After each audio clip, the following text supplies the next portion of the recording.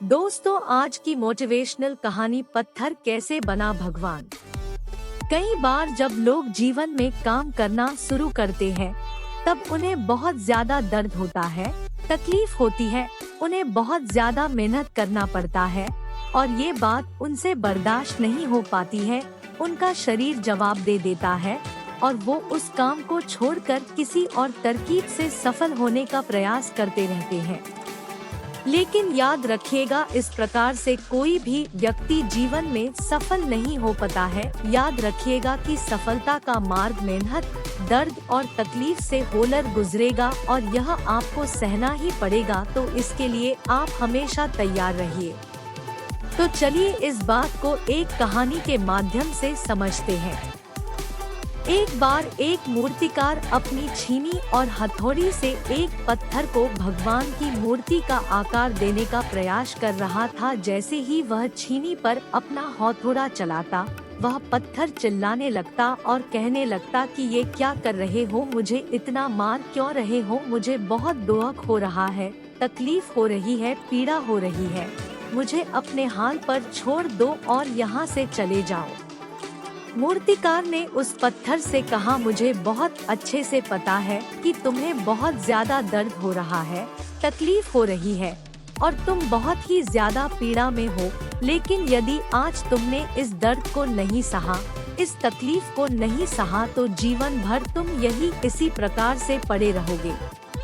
मुझे पता है कि तुम में आगे बढ़ने की अपार संभावना है, तुम एक बहुत अच्छे पत्थर हो, लेकिन यदि तुम इसी प्रकार से रहोगे तो कभी भी आगे नहीं बढ़ पाओगे। इतना कहकर मूर्तिकार औजार उठाए ही थे कि पत्थर फिर से चिल्लाने लगा, गिड़गिड़ाने लगा, विनती करने लगा कि मुझे अपने हाल पर छोड़ दो। मुझे पता है कि जीवन के लिए कौन सी चीज सही है और कौन सी चीज गलत है। मुझे बहुत ज्यादा दर्द हो रहा है, अब मैं इस तकलीफ को बहुत ज्यादा नहीं सह सकता। मैं जिस हाल में, जो उस हाल में छोड़कर मुझे तुम यहाँ से चले जाओ।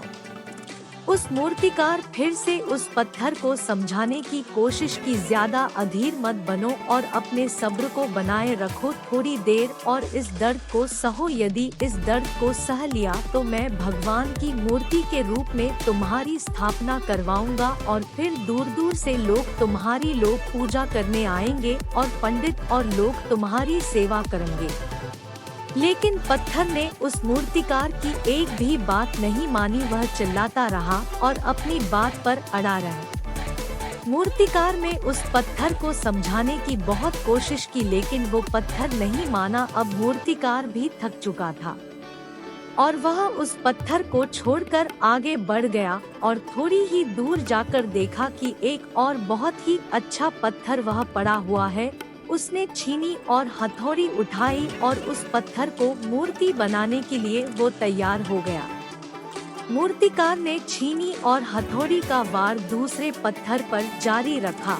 दूसरे पत्थर को भी दर्द हुआ, तकलीफ उससे भी हुई, लेकिन उस पत्थर ने बर्दाश्त कर लिया और देखते ही देखते थोड़ी समय के बाद उस पत्थर ने भगवान की मूर्ति का रूप धारण कर लिया। थोड़ी दिन बाद उस मूर्ति की एक मंदिर में स्थापना हो गई। धीरे धीरे करके लोग वह पूजा पाठ करने आने लगे, लोगों की मन्नतें वहां से पूरी होने लगी और वह मंदिर बहुत ही ज्यादा प्रसिद्ध हो गया। अब धीरे धीरे करके दूर दूर के गांव से लोग वहां पूजा पाठ करने आने लगे। फिर एक दिन और उसे पत्थर को उसी मंदिर में लाया गया और उसे एक कोने में रख दिया गया। अब लोग आते और उस पर नारियल फोड़ते। ये कोई और पत्थर नहीं बल्कि भी पत्थर था जिसने दर्द को नहीं सहा था। अब वो पत्थर मन ही मन बहुत ज्यादा पछता रहा था, दुखी हो रहा था और अपने आप से कह रहा था कि काश मैंने उस दिन उस दर्द को, उस तकलीफ को सह लिया होता तो आज लोग मेरी भी पूजा करते।